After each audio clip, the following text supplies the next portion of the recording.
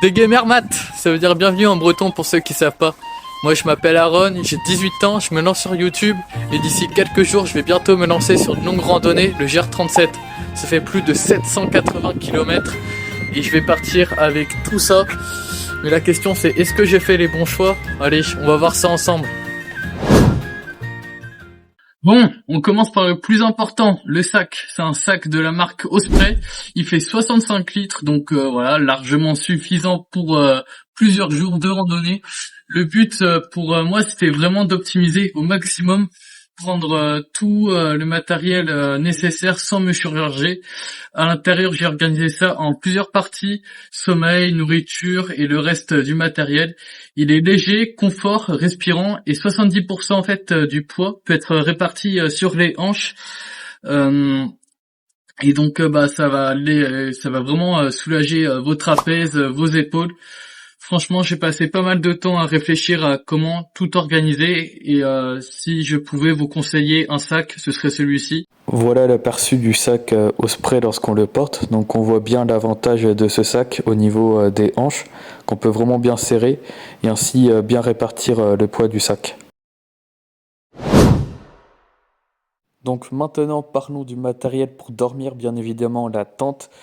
Perso, moi j'ai opté pour la tente MT900 de chez Decathlon, donc c'est une tente une place. Malgré tout, il y a pas mal de place comme vous pouvez le voir. À côté, vous pouvez ranger le matériel, etc. Ce que je voulais en tout cas, c'était une tente qui prenne pas beaucoup de place et qui est surtout facile à installer. Celle-ci, elle est vraiment très simple. Tu vas mettre environ 10 à 15 minutes, alors qu'une tente classique, tu vas galérer un peu, tu vas mettre 20-30 minutes. On va dire qu'après une sortie de plus de 25 km, t'as pas trop envie de te faire chier. Donc ça c'est vraiment, je trouve c'est le Graal niveau tente. Elle est assez spacieuse et tout, elle résiste au vent, à la pluie. Donc c'est vraiment une tente que je vous conseillerais de ma part. Allez, objet suivant. Il faut parler du sac de couchage. Celui-ci c'est le Badger Outdoor Night Pack. Bon je sais, je prononce mal. Donc il a une limite de confort de 4 degrés, il pèse seulement donc 1,1 kg. J'ai choisi celui-là parce qu'il est léger, compact et suffisant. Le petit tip, c'est toujours le plier et le ranger correctement pour pas perdre d'isolation et le tester avant de partir pour savoir s'il vous convient. Bien sûr, l'oreiller pour maximum de confort. Donc celui-ci, c'est pas un gonflable, c'est un oreiller normal.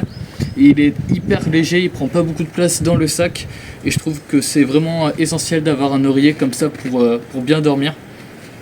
Voilà à quoi ça ressemble l'oreiller une fois qu'il est sorti de son petit sac. Donc c'est un oreiller normal, hein.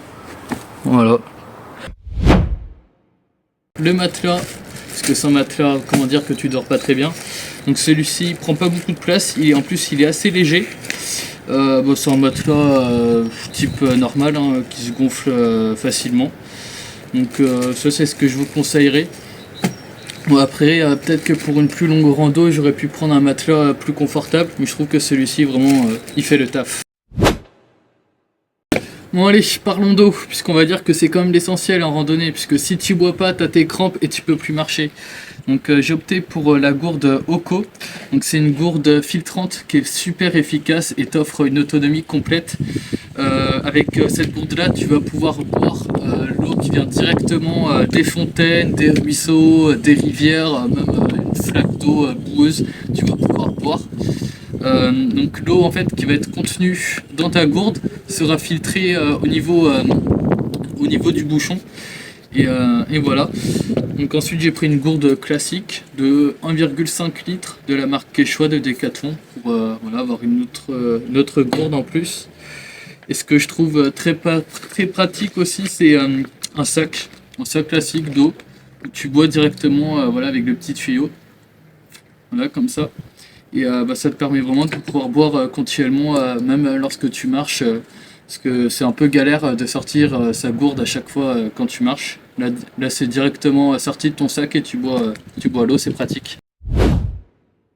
Et bien sûr, ce qu'on oublie souvent, le plus important, c'est les chaussures, bien sûr. Parce que les shoes, c'est avec ça que vous irez le plus loin, puisque pieds nus, tu vas pas aller loin, bien sûr. Donc ce qu'on oublie souvent, en fait, c'est qu'il faut il faut tes bonnes chaussures où tu es confortable dedans.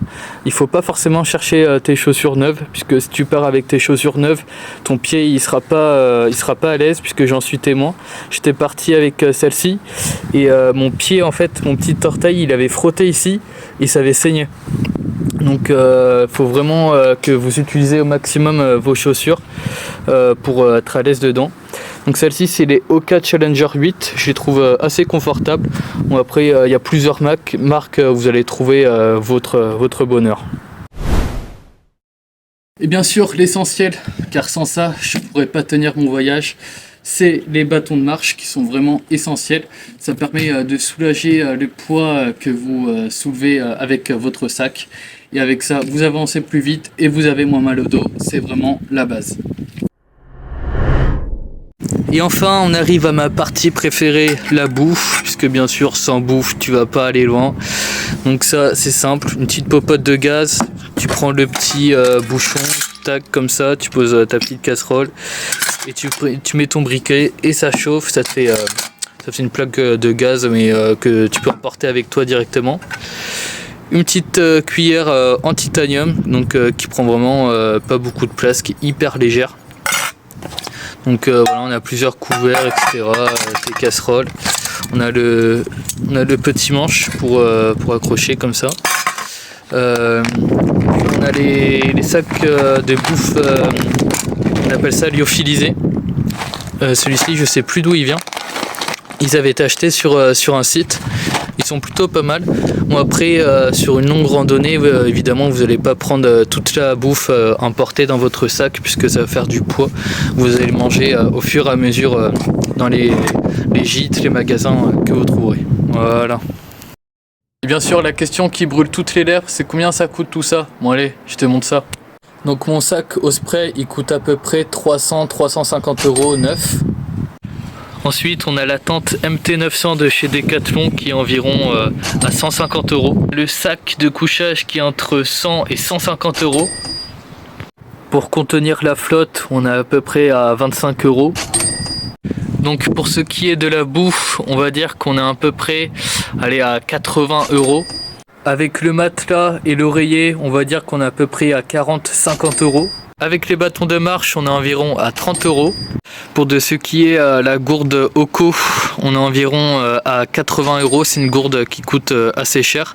Avec la paire de chaussures Hoka Challenger 8, on est environ à 150 € neuf. Bon, comme vous pouvez constater, c'est du matériel qui vaut assez cher. On est dans une fourchette entre 800 et 900 €. Mais bien sûr, si vous faites plus de recherches, que vous achetez sur tes sites d'occasion, etc., vous pouvez vous retrouver à environ 600 €, 500 €. Bon voilà, la vidéo prend fin les amis. J'espère que ça vous aura plu et que ça vous sera utile surtout. En tout cas, je vous ai vraiment montré tout le matos que j'avais et c'est vraiment avec ça que je vais partir pour faire ma randonnée. Comme j'ai dit en début de vidéo, donc c'est le GR37, ça part de Camaret-sur-Mer jusqu'au Mont-Saint-Michel, ça traverse en fait toute la Bretagne. Je serai seul à pied et je pense que ça va durer approximativement on va dire 30 jours.